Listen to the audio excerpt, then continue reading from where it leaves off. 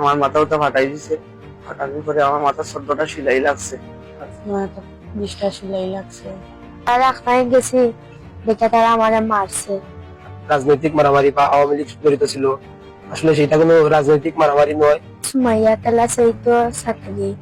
আমি আমার গরু আছে, আমার গরু পর্যন্ত মারদা দেখিয়া আমি আইছি, তারা মারে দেখে। এখন তারা রাস্তায় গেছি, দেখে তারা আমারে মারছে। আমরা পেট পুট্টা অনেক দিন মজুর দিন আনি দিন খাই। হঠাৎ করে আমার মায়ের লাগছে, আমরা বাইরে তুলে দেখার পরে এরা এই আক্রমণ করছে, মারিয়া দাঁড়িয়া এই আমার মাথাও তো ফাটাই দিছে।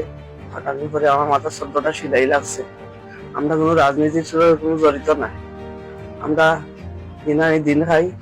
আর ওই যে আমার মারার পরে আমার ঘর থেকে সম্পূর্ণ জিনিস লুটপাট করে নিছে। স্বর্ণ নিছে আর টাকা নিছে। আমি নারায়ণগঞ্জ থেকে আমার বাপের বাড়ি বেড়ানি গেছি।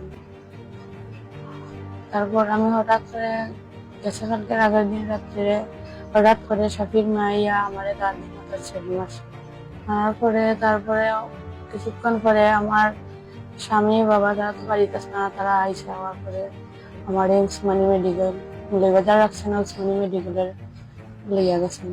20টা সেলাই লাগছে। তারপরে মাথার ব্যথা যন্ত্রণা করে, চোখে শুয়ে যাওয়া লাগে আউল যাওয়া।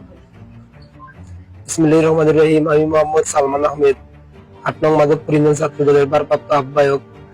গত 25 তারিখ সন্ধ্যা রাত 8 ঘটিকার সময় যে ঘটনাটি ঘটছে পাত্রীপাশানিকা 3 নং ওয়ার্ডে, ওইটা আসলে বিভিন্ন সামাজিক যোগাযোগ মাধ্যমে নিউজ করা হয়েছে যে এটা রাজনৈতিক মারামারি বা আওয়ামী লীগ জড়িত ছিল। আসলে সেটা কোনো রাজনৈতিক মারামারি নয়। ওই মারামারিতে আওয়ামী লীগের কোনো লোকের সম্পৃক্ততা ছিল না। এবং যার বাড়িতে আক্রমণ করা হয়েছে উনি হচ্ছেন আমার কর্মী, 8 নং মাধবপুর ইউনিয়ন ছাত্রদল 3 নং ওয়ার্ডের সাধারণ সম্পাদক মোহাম্মদ শাহ আলম এবং 8 নং মাধবপুর ইউনিয়ন ছাত্রদলের সদস্য মোহাম্মদ আলম। ওদের বাড়িতে অতর্কিতভাবে পূর্ব শত্রুতার জেরে কিছু বকাটে লোক এবং উশৃঙ্খল লোক আক্রমণ করে হামলা চালিয়ে ওর 2টা বোনকে রক্তাক্ত জখম করে ওরা বর্তমানে Sylhet energy medical Usmani medical হসপিটালে ভর্তি আছে।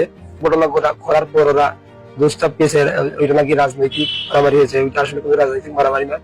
আমি এর তীব্র নিন্দা প্রতিবাদ জানাচ্ছি এবং কমলগঞ্জ প্রশাসনের দৃষ্টি আকর্ষণ করছি ওই দোষী ব্যক্তিদেরকে যাতে দ্রুত বিচারের আওতায় আনা হয়।